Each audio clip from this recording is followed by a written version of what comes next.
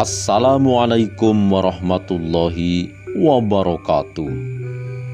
Saudaraku, dimanapun Anda berada, semoga kita semuanya tetap di bawah lindungan Sang Maha Kuasa. Kali ini, tim Jagat Kabumian menelusuri makam Syekh Abdul Muhyi dan Goa Safarwati yang beralamat di Pemijahan, Kecamatan Bantar Kalong, Kabupaten Tasikmalaya, Jawa Barat.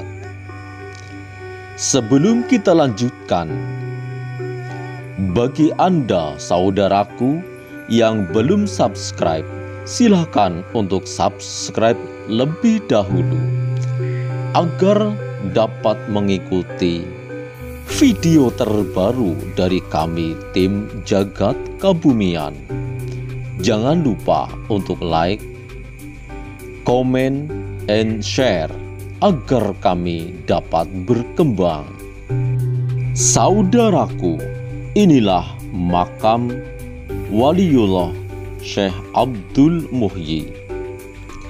Sekilas kami akan menceritakan tentang sejarah beliau. Syekh Abdul Muhyi Pemijahan diyakini sebagai waliullah dan dihormati masyarakat pesantren. Beliau merupakan mata rantai dan pembawa tarekat Syatariyah yang pertama ke Pulau Jawa.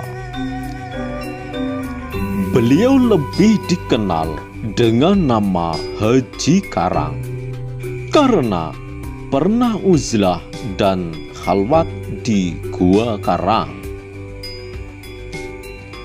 Di pintu gerbang makamnya yang terletak di Pamijahan, Tasikmalaya, tertera tulisan Sayyiduna Syekh Al-Hajj Waliullah radhiyallahu anhu.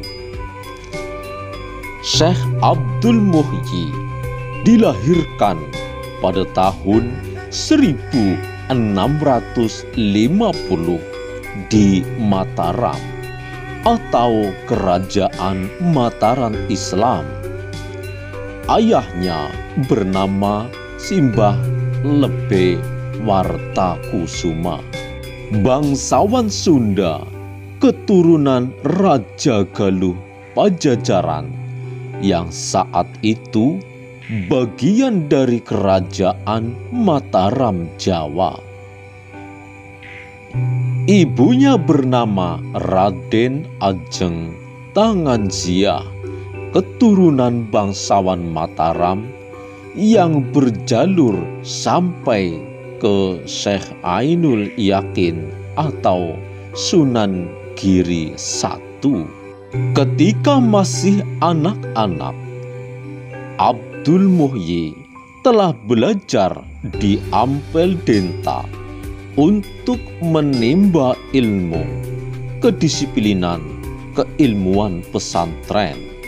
Pada tahun 1669 Masehi, di usia ke-19 tahun, Syekh Abdul Muhyi merantau hendak menuju ke Mekah. Akan tetapi singgah di kota Aceh.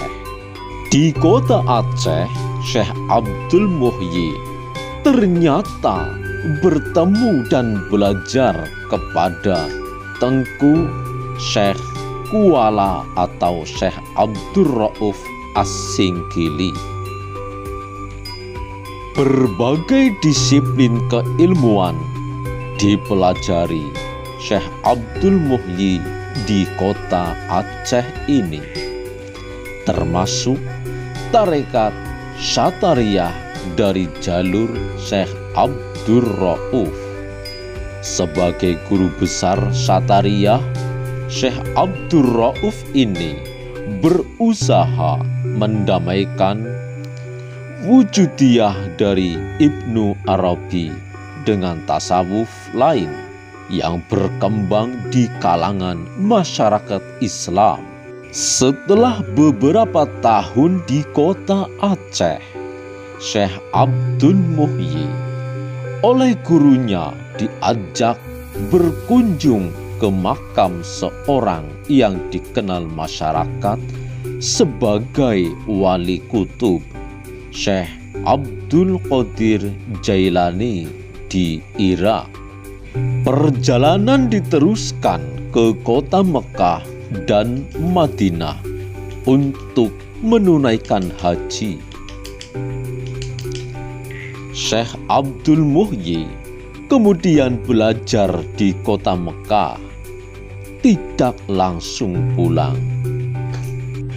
Di kota Mekah, Syekh Abdul Muhyi bertemu dengan Syekh Yusuf Al-Makassari, dan diduga kuat Syekh Abdul Muhyi belajar juga kepada Syekh Ahmad Al-Qusosi, Ibrahim Quraini, dan Hasan Al-Ajami, yaitu guru-guru dari Abdul Rauf As-Singkili sendiri. Syekh Abdul Muhyi kembali dari Mekah menuju Ampel Denta pada tahun 1678 setelah mendapatkan ijazah untuk menjadi mursyid tarekat Syatariah dari gurunya. Sekembalinya dari Ampel Denta, sang ayah menikahkannya dengan putri bernama Ayu Bekta. Setelah menikah bersama orang tuanya, Syekh Abdul Muhyi pindah ke Jawa Barat untuk menyebarkan agama Islam dan berusaha mencari sebuah goa yang ditunjukkan oleh gurunya, yaitu Syekh Abdul Rauf As-Singkili. Pada awalnya, Syekh Abdul Muhyi dan keluarga menetap di Desa Dharma, Kuningan selama 8 tahun, sekitar 1678 sampai 1685 atas permintaan dari masyarakat. Karena belum menemukan tujuan yang hendak dicari, sambil melakukan dakwah, Syekh Abdul Muhyi menuju ke Garut Selatan dan diminta masyarakat untuk tinggal di Pamengpeuk, Garut. Perjalanan diteruskan ke Lebak Siuh di dekat Batu Warigi. Di berbagai tempat tinggal, Syekh Abdul Muhyi terus menyebarkan agama Islam secara santun dengan sentuhan hati seorang sufi. Di Lebak Siuh inilah Syekh Abdul Muhyi menemukan goa yang dikeramatkan dan wingit. Goa ini dinamakan Pamijahan karena tempat berkembang biaknya banyak ikan. Goa Pamijahan ini berbatu karang dan penuh dengan hutan lebat, dan karenanya sering disebut juga sebagai Goa Karang. Sejak saat itu, meski kadang-kadang masih tinggal di Lebak Siuh, Syekh Abdul Muhyi lebih dikenal sebagai Haji Karang.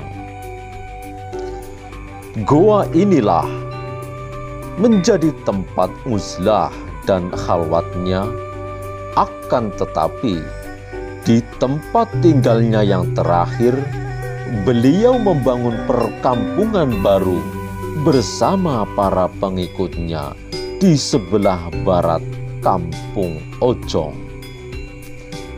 dan dikenal dengan sebutan Safarwadi. Di tempat inilah beliau membangun masjid dan padepokan sebagai pusat penyebaran agama Islam dan tarekat Satariyah. Sebagai seorang guru rohani, Syekh Abdul Muhyi dihormati masyarakat dan Keraton Mataram. Desanya diakui sebagai desa perdikan, yang artinya berhak mengurus urusannya sendiri secara mandiri, meskipun ada di wilayah Mataram. Meski memiliki hubungan dengan Mataram, hubungan dengan Keraton Cirebon dan Banten juga tetap dibangun, termasuk setuju sebagian anak-anaknya menikah dengan para bangsawan dari Cirebon. Hubungan dekat juga terjadi dengan Kesultanan Banten, termasuk dengan guru rohani di Banten, yaitu Syekh Yusuf Tajul Khalwaiti Al-Makassari, yang merupakan temannya ketika di kota Mekah. Pada waktu Syekh Yusuf bergerilya di hutan-hutan melawan penjajah Belanda, akibat keberhasilan Belanda memecah belah Keraton Banten, Syekh Yusuf bersembunyi di tempat Syekh Abdul Muhyi. Di samping sebagai seorang pendidik, mujahid dalam menyebarkan Islam, seorang yang dikenal memiliki kemampuan linguis, Syekh Abdul Muhyi juga dikenal sebagai seorang penulis. Beliau menulis kitab dalam disiplin tarekat Satariyah. Syekh Abdul Muhyi meninggal pada tahun 1730 Masehi atau bertepatan dengan 1151 Hijriah dalam usia 80 tahun. Beliau dimakamkan di Pamijahan, yaitu di Bantar Kalong, Tasikmalaya bagian selatan.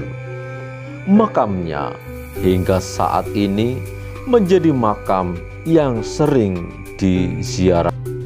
Saudaraku, inilah sekilas tentang sejarah beliau, yaitu Syekh Abdul Muhyi sebagai seorang penyebar agama Islam. Dari kisah ini, cerita Syekh Abdul Muhyi, kita dapat memetik pelajaran, antara lain, dimanapun kita berada, kita harus mengedepankan sifat sopan dan santun, menghormati terhadap sesama, karena dengan saling menghormati, kita semuanya akan hidup aman dan tentram. Saudaraku, cukup sekian yang dapat kami sampaikan. Semoga bermanfaat. Kami akhiri. Wassalamualaikum warahmatullahi wabarakatuh.